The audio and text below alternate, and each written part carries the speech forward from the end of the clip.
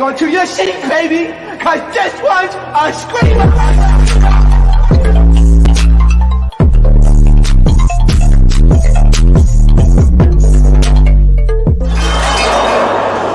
Are you not entertained? Are you not entertained? What is going on, entertainment? So today I'm coming to you guys with another Hollywood Hot Topics where we talk about the most salacious news in Hollywood. First thing I wanted to get into, you guys, is Krishan. So Krishan, you guys did a good deed from all the bad press she's been getting lately, and she gave back to her home church in a major way, y'all, and gave her pastor some coin. I understand, but I can feel the presence of God, and I didn't question it. I didn't ask why. Oh, why do you give him money, or why do people sow a seed at church? It's just the word of God. It's the truth. It's what you owe him. You know what I'm saying? So, I'm sorry, my heart is pounding. It's all right. And I didn't have nothing to give. I didn't have nothing. And I was hungry.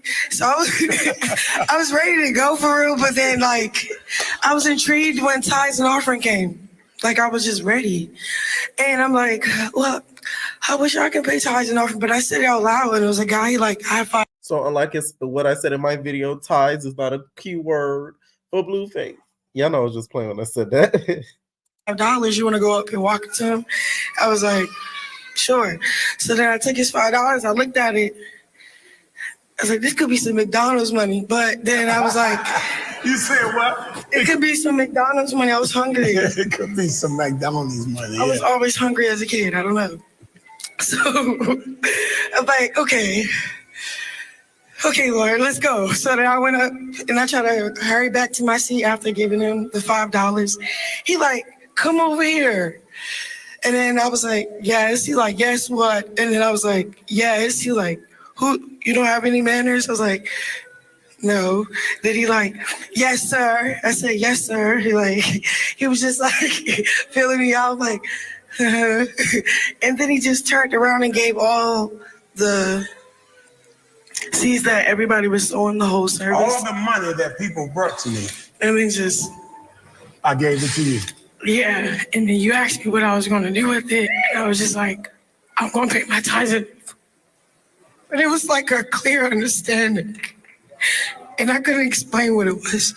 But it was so like, it was beautiful. I will never take that moment. I've always been a cheerful giver. I don't live in Maryland no more. Yeah. And You need to be home. Okay, tell a pastor. Okay, she ends up giving the pastor the money. Here's the thing. The whole thing that happened, and it's still alleged because, child, at this point, well, Vicky could have got scratched up by a cat the way, you know, everybody doesn't believe anything in regards to that story. I will say, though, she could have used, that moment could have been a beautiful thing.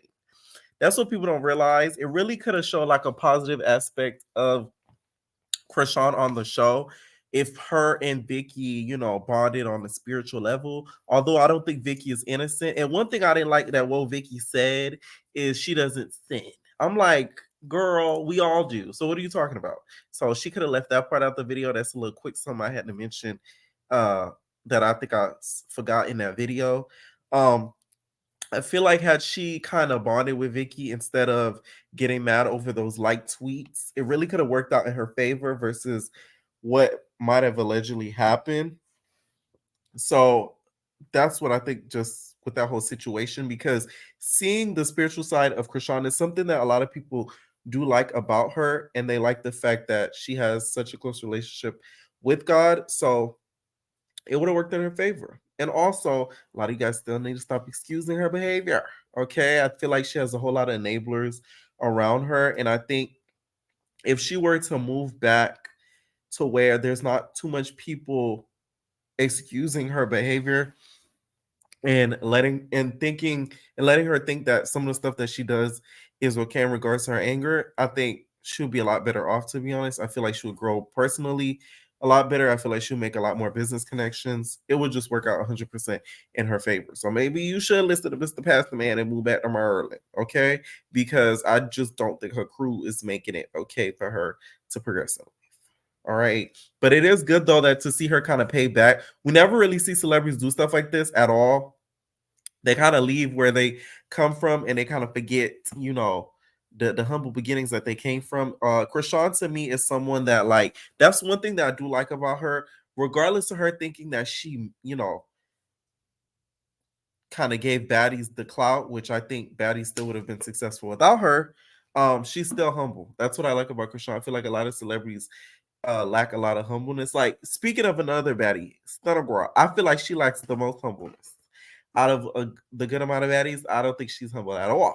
Okay, that's the difference between her and Stunner Girl. Like, that's just what I think. Okay, Krishan doesn't brag too much about the amount of money that she makes, unless it's in regards to, you know, Blueface and trying to prove him wrong. But you'll never see her just on a random day like, oh, I'm rich, I'm richer than all you niggas and B words. Like, you don't really see her kind of bragging on her money too much. Like I said, unless it's depending on the Blueface situation. So humbleness is a great quality of Krishan that I do respect. So this, I think, was a good thing to display on the media. Do I think, y'all, that it's, you know, a little bit of planned media, not distraction, but planned media perception in regards to all the bad press she's been getting? A little bit. Do I think she would have did it regardless of Vicky, you know, pressing those charges and it being public?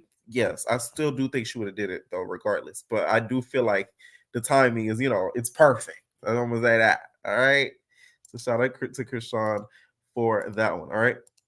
Next, I wanted to get into, you guys, is Kenya's interview. So Kenya, you guys sat down with Carlos King. To me, this interview is better than the Nene one. It was way better than the Nene one. It was, one, less ass kissing, no shade Carlos, and two, Kenya doesn't do a lot of interviews. So it's like, I liked hearing from her. You feel me? Like, I miss Kenya, okay? I haven't watched a lot of this season. I ain't gonna lie to you, because I feel like the stuff that I have watched of the season is extremely boring. Like, boring as ish. So I catch a lot of it on the gram. I've watched like the beginning of the season, but it's nothing to, you know, run to the TV to watch. A lot of stuff we found out in regards to her mom is sick. The mom basically told her, I will dog you out at one point.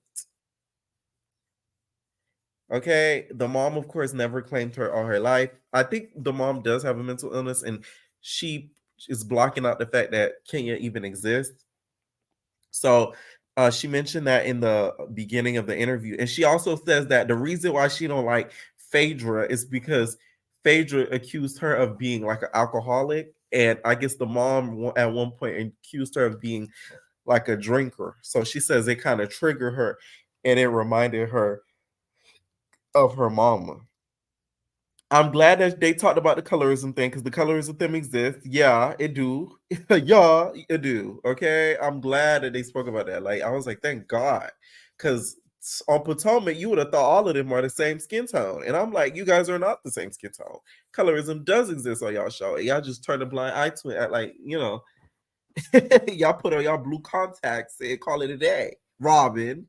So I'm glad that was spoke on, and she agreed that it does exist.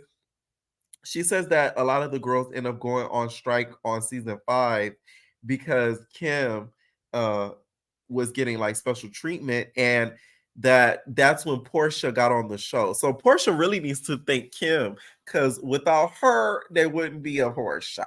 Okay, so if Kim kept continue filming, Portia probably wouldn't have existed. So it's kind of crazy how all that worked, because Kim left, Portia came in, and by that point, Kenya was still being, I think, even a little bit before that, she was being tested out. And she said, this what blew me, which I know they don't do nowadays, because they wouldn't be able to do it nowadays.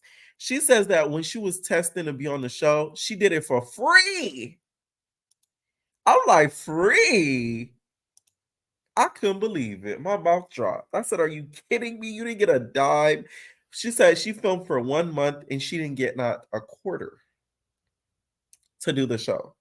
So she said one of her last scenes, she was like, nah, like, you feel me? I'm not, it's either I get paid for it or that's it. Like, I can't use none of my footage. So then she did one more scene and then they gave her a peach. And I'm like, that's commitment right there. Because you wouldn't catch no girlies doing that nowadays. And I think that's kind of the problem with reality television nowadays, is because, like, people, they'll take anybody off the street, pay them, and because production has already paid them, they have no choice but to use them. So like they end up being stuck with, you know, suck ass talent. And that's what she kind of mentions during the show, during the interview, because she feels like, you know, some of the cast members end up getting a contract and getting paid before they even test them out, which that's a good point.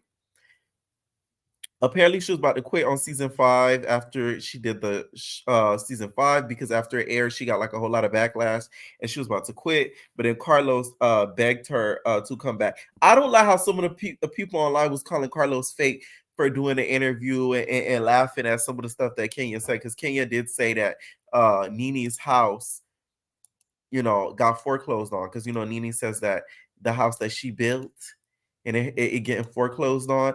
Listen, no. Carlos could do an interview, but with more than one person. No, like that to me is crazy. Just because he interviewed Nene, he can't interview anybody else. Now, who I really want you to interview, Carlos, is Candy. Okay, that'll really make you the GOAT. Work that up. I know Candy hates your guts, but if you give her the right dollar amount and you apologize for your sins, okay, for trying to steal her life story, that would be a little bit of a key to see y'all do a sit down on the YouTube. Now that would be a good one.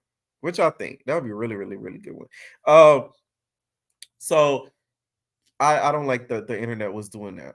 So she also got into missing Nene. So speaking of Nene, she was saying that, you know, Nene, you know, made the show good. She misses working with her and says that the show kind of needs her back. From this interview, I feel like King and I gonna come back next season. I feel like she's gonna quit because the way she was talking shit about production and Carlos was shading production. I'm surprised Andy Cohen hasn't given a call to all the housewives and says that or put in a contract that you can't interview with Carlos, because he'd be really low-key shading the network. And he reminds us that Bravo really ain't on nothing right now. You feel me? So I'm surprised that they haven't done that yet. And I don't think Kenya might be returning next season because of the stuff she kind of alluded to and kind of said on the interview. Like, oh, they're not doing that now. Basically, like, you know, production ain't on ish now. Like, they kind of let anybody in. Like, you could walk up the street, apply, and you a housewife, or you a friend of the housewives, which is kind of true now, low key. She said she was punished for marrying Mark Daly, Mark nose ring daily. Okay, don't forget about the nose ring. Of course, we all kind of knew that because her main storyline was her getting married, and she got married off the show. So like, that was common sense that production was gonna be too happy with it.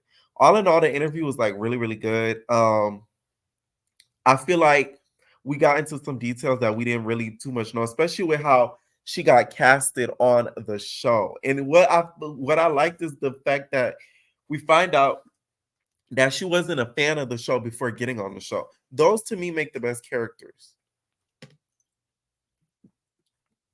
When you've never watched the show and you get on the show, it makes it better because you're not familiar with any of the cast members. So that's what made Kenya so good, because she was naturally reacting to stuff and didn't have like a preconceived notion on any of them. So yeah, shout out to Kenya. Y'all know I'm a Kenya stan, okay? I'm a Kenya stan.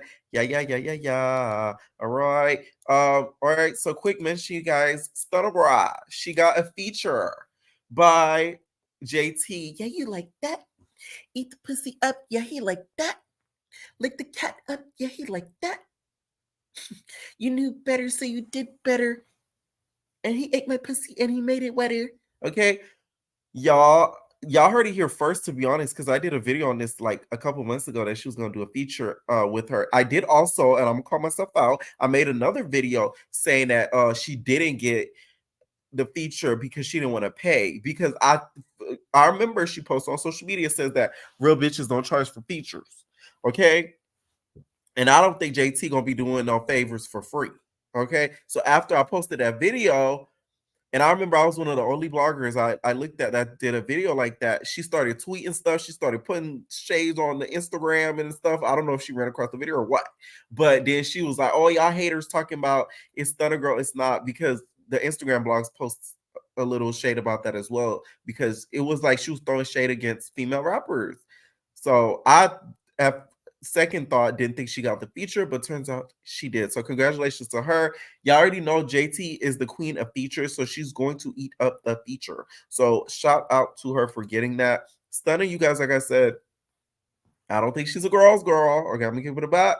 But she's smart business-wise because she's independent. Okay. So that income she's gonna be getting from those features when it comes to Fresh Montana and now JT, she's really gonna be eating, to be honest, because you're not gonna have to pay no label on no back end, to be honest. Right? So she gonna be making that good coin, right? Next I want to get into, guys, speaking of more rap, is Akbar, okay? So Barb's don't be eating me up now. So Akbar, you guys, big Natalie, she dropped a feature, right, and a song for her idol.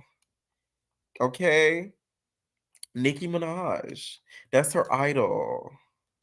Miss Nicki, I know this like can get tricky. Although these want your throne, but they ain't put what you put in. You actually saved me from that corner when I was putting that work in. I heard Still I Rise on Bleeding had me so searching. Cause all I ever want to do is rap, you know.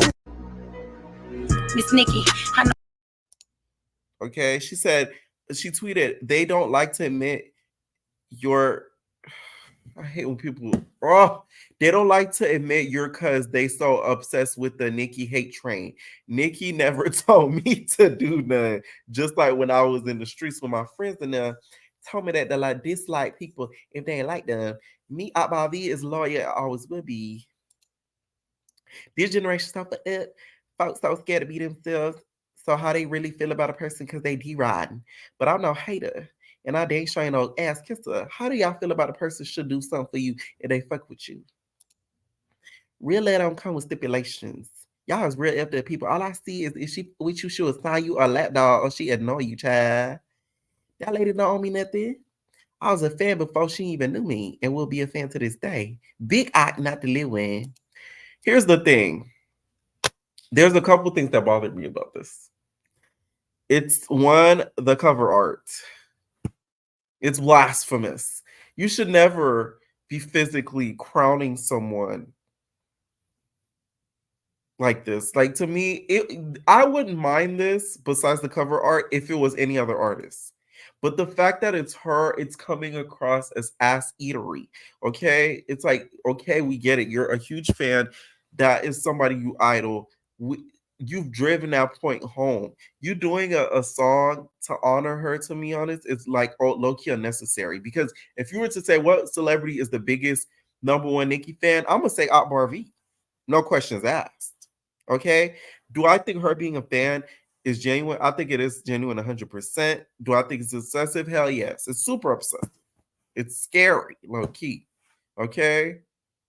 A lot of people kind of compared it to, Eminem writing the song, "You Song" to Dr. Dre, which he's kind of mentioned in his, rap songs throughout a couple of times. But to me, this really isn't the same. Like, it's a little bit too much, and I think it's a little bit like overdone.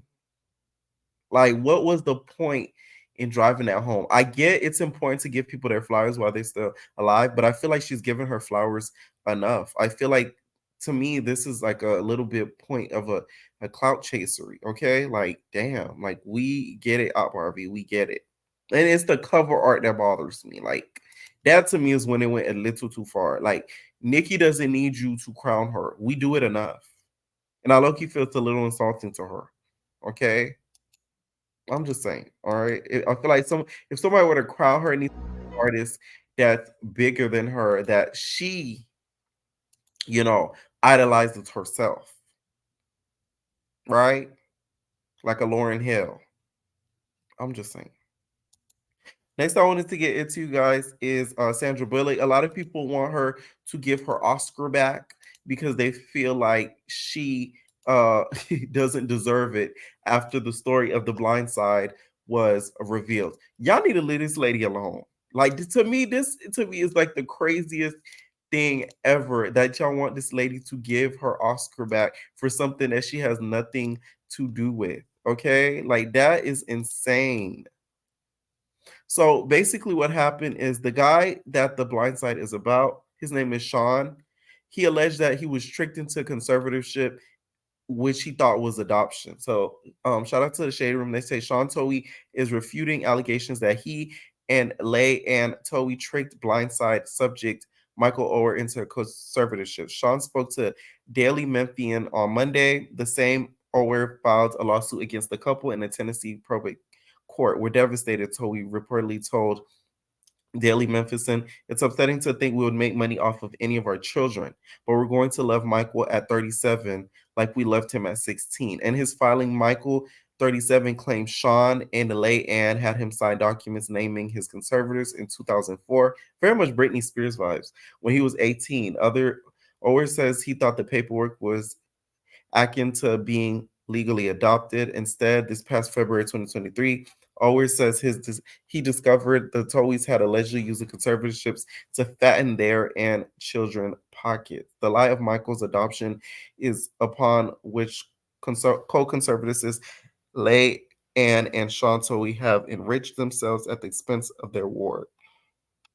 So because of this and the story not being told correctly because it was a conservatorship, not an adoption, they want her to give her Oscar back. Listen, Sandra Bullock got hired for a job. She did the job. She completed the job. So what the heck y'all want her to do? No.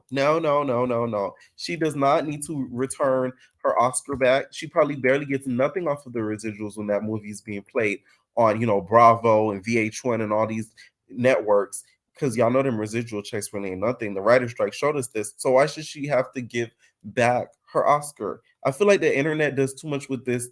Oh, let's cancel these programs and cancel. No. She earned it. She deserves it. That's it. That to me is crazy. And if I was her, I would put out a statement about it and tell them, hell no, I'm not giving my Oscar back. It broke. Okay, I broke it. How about that? It fell. The fuck? I do feel like if this is true, and the conservatorship is 100% the truth, that movie though, we can't really look at it the same, especially now that we know the truth about it. It's just gonna make you feel a type of way that these white people kind of took advantage of this man and made so much coin off of him, and took care of their, born kids. So it's really sick, low key, when you think about it. All right, so let's talk about Sheree. So Sheree been taking L's left and right this week.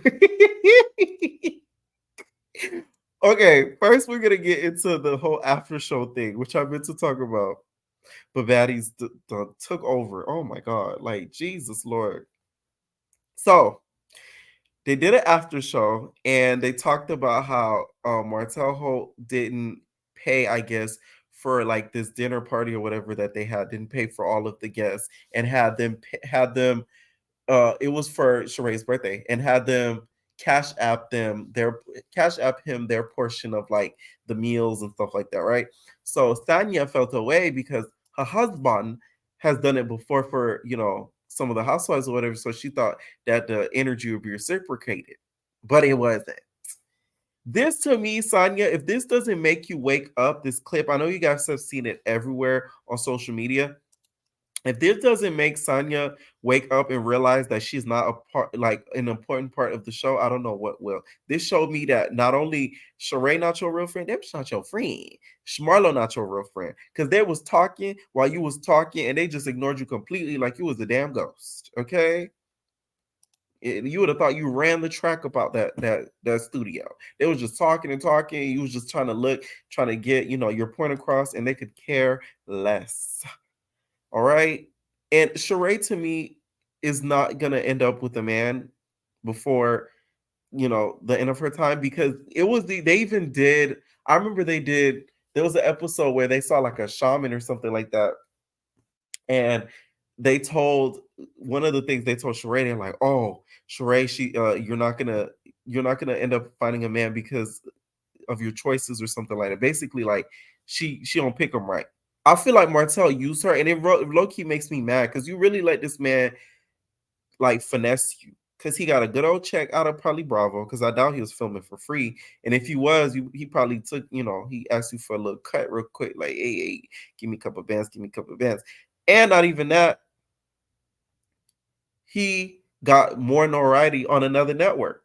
Okay, he went from OWN now to Bravo, and now he's being looked at a little bit more. So you never know what they might ask him to do. Because that Love and Marriage Huntsville thing, I don't feel like it's gonna last too long, and he's probably not gonna be on there even longer. So who knows what he might do next? Especially if you bring a new housewife, and next thing you know, you're gonna end up looking crazy. So Sheree, oh my god, and Sonya, Sonya doesn't need to come back either. All right. So, and also another L that Sheree took, you guys, is she did the Family Feud. I've always wanted to play Family Feud. So they did the Fast Money, right? Which out of all the people, I feel like they did that on purpose. Sheree sometimes can't even like complete a full sentence without tripping over her words, stuttering over her words. So that was the wrong person to do Fast Money. She ended up accumulating, I think, like 60 some points. Basically, Kenya had to do all the work. One of the questions they asked her what rhymes with toodle. A word that rhymes with doodle. Toodle. Like to me, the answer should have been poodle. Like that to me is crazy. Like Shariah. Oh my god. I low-key feel like they set her up with that. Like, I don't even think she probably wanted to do Fast Money. Candy would have won. Had Candy did it with them, Candy really would have won the whole show if they did that. Because Candy did Family Feud with her family, and I remember she ended up winning, and they won like by like a whole lot of points. All right. Next I want to get into, you guys, is Forrest. So Forrest's family and mama is telling him he need to delete his Twitter, delete his OnlyFans. He tweeted, "Mom just told me to delete my Twitter. OF, what the F? She can't take it, y'all."